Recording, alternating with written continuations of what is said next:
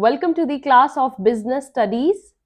And here we have started recently the syllabus of class 12, starting with the very first unit, each and every topic we are covering. And today our topic is about objectives and importance of management.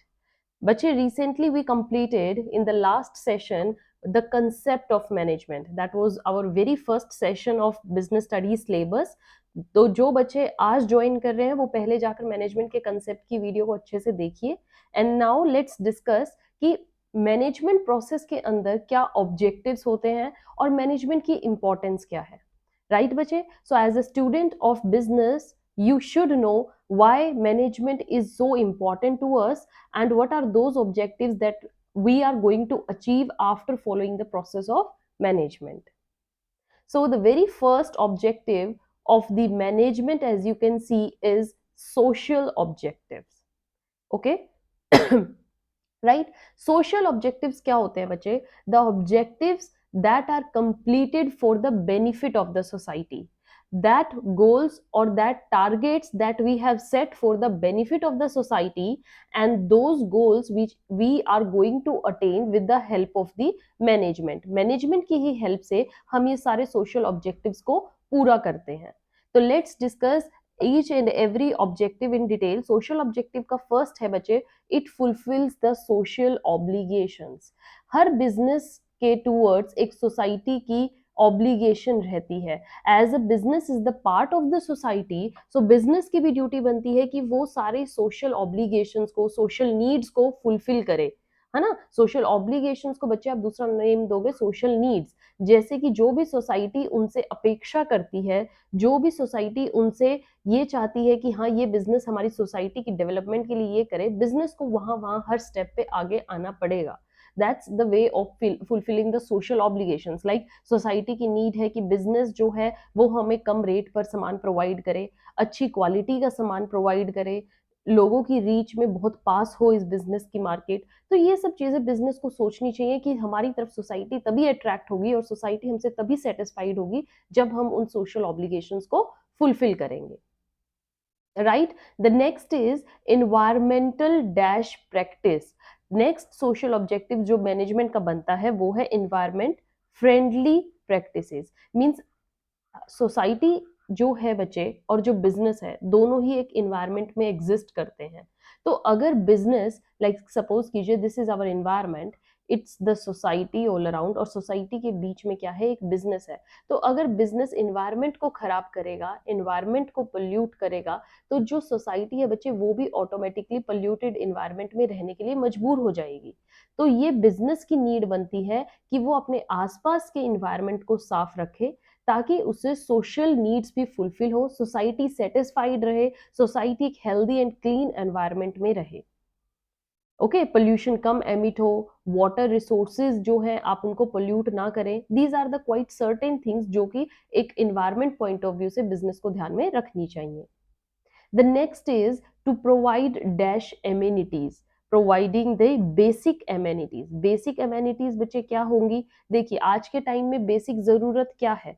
रोटी कपड़ा मकान कुछ सालों पहले basic था, but अब basic की definition बहुत बढ़ गई है बच्चे. बेसिक में अब क्या क्या आने लग गया है? Roti kapda makaan is there also, there is also a secured job, there is also a good health, there is also a good education.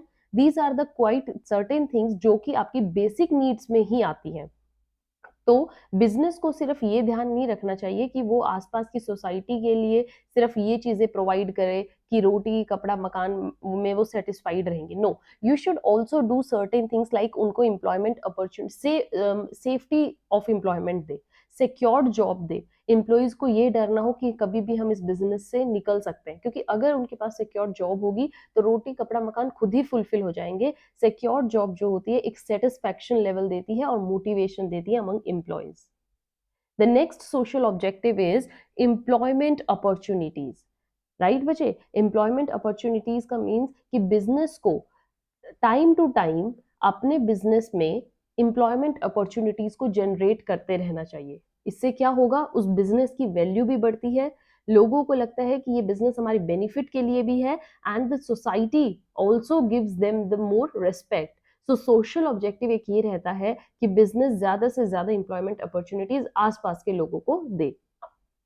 Okay, now come to the next objectives after social. These are the organizational objectives. Organizational objectives बच्चे वो होते हैं जो कि एक organisation को खुद के लिए भी फुलफिल करने हैं. ये तो हमने जो अभी पढ़े recently, all these are for the society. But जो अब हम ये पढ़ेंगे ये होंगे for the benefit of organization itself. Right. So the very first is the survival. हर ऑर्गेनाइजेशन सिर्फ इसीलिए नहीं सेटअप होती, बिजनेस इसीलिए सेटअप नहीं होता बच्चे कि उनको सेटअप हो गए, पैसा कमाया, चलो, नहीं. इट्स द बेसिक नीड कि उनका मार्केट में सर्वाइवल रहे. मींस वो कंपटीशन को भी फेस करते रहें. अगर उनसे कंपटीशन फेस नहीं होगा तो वो पीछे रह जाएंगे, पीछे रह जाएंगे. तो फिर बेशक वो बिजनेस चल रहा है बट एक बहुत ही लो प्रॉफिट पे चलेगा, और प्रॉफिट कम होगा तो उस बिजनेस के सर्वाइवल की कोई क्वेश्चन ही नहीं है. Survival means you can face the competition, you can adapt in the changing environment, you have easily formulated your policies according to the government rules and regulations, and that's the great sign of the survival. The next is बच्चे, it's about the profit.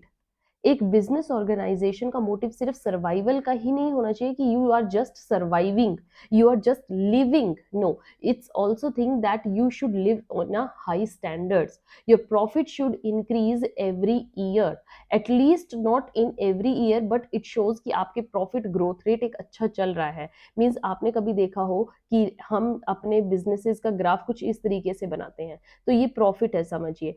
ठीक है, ये profit increase हुआ, next year down हुआ, फिर increase हो गया but फिर से बहुत नीचे चला गया, फिर ऐसे ऐसे. तो क्या इस बिजनेस को आप एक अच्छा बिजनेस बोलेंगे? क्या मैनेजमेंट इस बिजनेस की अच्छी है? Not at all. यहाँ पर management is very poor. Why? Because there is not stability. Profit कहाँ का अच्छा रहता है बच्चे? सपोज कीजिए ये एक बिजनेस है, इसका प्रॉफिट थोड़ा हुआ अभी ईयर, बट थोड़े टाइम बाद नेक्स्ट ईयर इन्होंने और प्रॉफिट को जनरेट किया इतना, फिर थोड़ा अगर स्टेबल भी चले फिर थोड़ा इंक्रीज हुआ, मतलब इट्स द गुड साइन. ये प्रॉफिट रेट जो है ये अच्छा प्रॉफिट रेट है. Why? Because it is showing कि यहाँ पर एक कांस्टेंट रेट ऑफ इंक्रीज है, डाउनफॉल नहीं है. The next organizational objective is about the growth. Growth means कि प्रॉफिट सिर्फ अर्न करना is not the sign of the growth बच्चे. Growth is about the overall growth of the business. Overall growth means कि you are covering, you are just gaining not only good profits, आप अपने creditors को भी satisfy रख रहे हो, share holders को भी सेटिस्फाइड रख रहे हो, बैंक नीड्स को फुलफिल कर रहे हो, आपके सप्लायर्स आपसे खुश, आपके कस्टमर्स आपसे खुश हैं, आपके other means there are various parties जिनके साथ आप डील करते हो, है ना. गवर्नमेंट हो गई, शेयर होल्डर्स हो गए, क्रेडिटर्स हो गए, सप्लायर्स हो गए, आपके खुद के एम्प्लॉइज हो गए, आपके ओनर्स जो ऑन करते हैं, managers. All these parties should also be get satisfied with your growth, and that's the sign of overall growth of the business. Now the next objectives are your personal and individual objectives.